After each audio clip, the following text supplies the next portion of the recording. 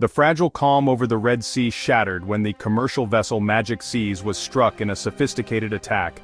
The incident marked a major escalation, undermining hopes that the informal truce between the US and Yemen's Houthi rebels would last. The world was reminded of the Houthis' ability to disrupt a vital maritime corridor. Was this a rogue act or a deliberate policy shift? Shipping companies, just resuming normal operations, were thrown back into crisis mode. The attack was a direct challenge to American-led security efforts and signaled the Houthis' motivations remain deeply tied to the broader Middle East conflict. The timing, amidst tense Gaza negotiations, suggests this was a calculated move, not random aggression. By targeting Magic Seas, the Houthis reasserted their role in the regional power struggle, tying Red Sea security to the fate of Gaza. For global shipping, it was a terrifying return to uncertainty, with insurance costs soaring and routes reconsidered. The US and its allies are now forced to rethink their strategy as the Houthis reclaim the spotlight in a crisis with global consequences. To grasp the impact of the attack, we must revisit the May ceasefire. Brokered after Operation Rough Riders, a campaign of US-led airstrikes on Houthi targets, the truce aimed to halt attacks on shipping and force negotiations. The Houthis' arsenal had turned the Red Sea into a high-risk zone, disrupting global trade and driving up costs. The May agreement was informal. The US paused airstrikes, and the Houthis stopped targeting US-flagged and US-owned vessels. This de-escalation protected American interests and gave the Houthis a break from relentless bombing. But the ceasefire was fragile, addressing only immediate threats to US assets, not the root causes of the conflict or the Houthis' solidarity with Gaza. The deal left a gray area for ships flagged or owned by other nations, a loophole that would soon prove critical. The calm was always precarious, dependent on unpredictable regional developments. Many analysts warned it was only a matter of time before violence returned. The attack on Magic Seas confirmed those fears. The Red Sea's stability remains hostage to broader Middle East tensions. The Magic Seas attack showcased the Houthis' asymmetric tactics. The grain-carrying vessel was hit by a coordinated assault surveillance drones, followed by at least one anti-ship missile. Civilian ships like Magic Seas lack advanced defenses, making them easy targets. The missile strike caused significant damage and chaos on board, with the crew scrambling to contain the fire. The ship, not US-flagged but reportedly bound for Israel, was chosen deliberately.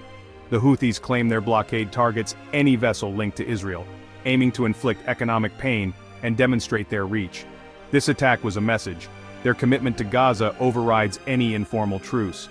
Despite previous airstrikes, the Houthis retain the ability to launch complex attacks. The successful strike became propaganda, proving their resilience and resolve. For the world, it's a stark reminder: limited ceasefires can't secure the Red Sea. Only a comprehensive political solution can address the underlying instability. The threat remains, and the region's shipping lanes are far from safe. The international community faces a persistent, evolving danger. Israel's response to the Magic Seas attack was immediate and forceful.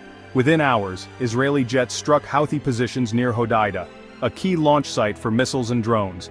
The message attacks on Israeli-bound shipping will trigger direct military retaliation. Israel, reliant on maritime trade, framed the strikes as self-defense and a warning to the Houthis and their backer, Iran.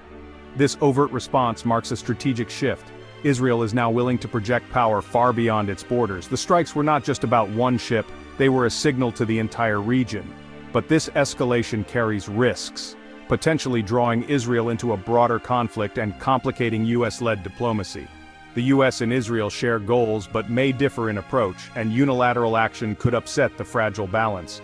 The Red Sea crisis is now a multi-front issue, with Israeli military action adding new complexity. The region's volatility has only increased. The stakes for global trade and security are higher than ever.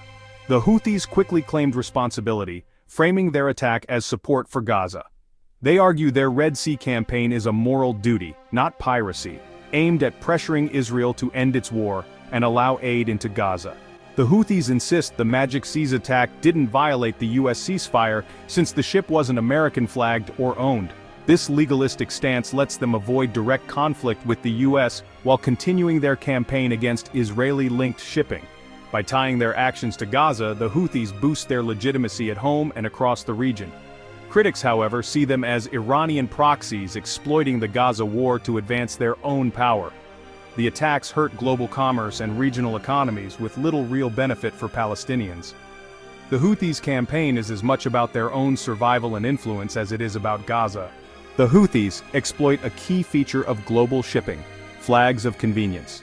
Most ships aren't registered in their owners' countries, but in places like Panama or Liberia, for tax and regulatory reasons. This creates a loophole. The Houthis target non-US flagged ships, even if they're American-owned, without breaking the ceasefire. US flagged vessels are relatively safe, but thousands of others remain at risk. The result: confusion and frustration in the shipping industry as companies struggle to determine which ships are safe. The uncertainty is nearly as disruptive as the attacks themselves, forcing costly rerouting. The US has protected its own flagged ships but can't guarantee security for all. The flags of convenience system meant for efficiency is now a tool of geopolitical conflict. The Houthis' understanding of this system lets them advance their aims while keeping the US military at bay. The Red Sea's security remains deeply compromised. The Houthi attack and Israeli retaliation are unfolding amid high-stakes diplomacy over Gaza and shifting US politics. Parallel talks, some led by former President Trump, signal possible changes in American policy, watched closely by allies and adversaries. Official negotiations for a Gaza ceasefire are at a critical stage, with the US, Qatar, and Egypt pushing for a deal. Hamas demands a permanent ceasefire and Israeli withdrawal. Israel insists on dismantling Hamas before any lasting peace. This deadlock is the main obstacle to a deal. The Houthis have made clear, as long as Gaza burns, Red Sea attacks will continue. A Gaza ceasefire could de-escalate the maritime crisis. Failure would likely intensify it.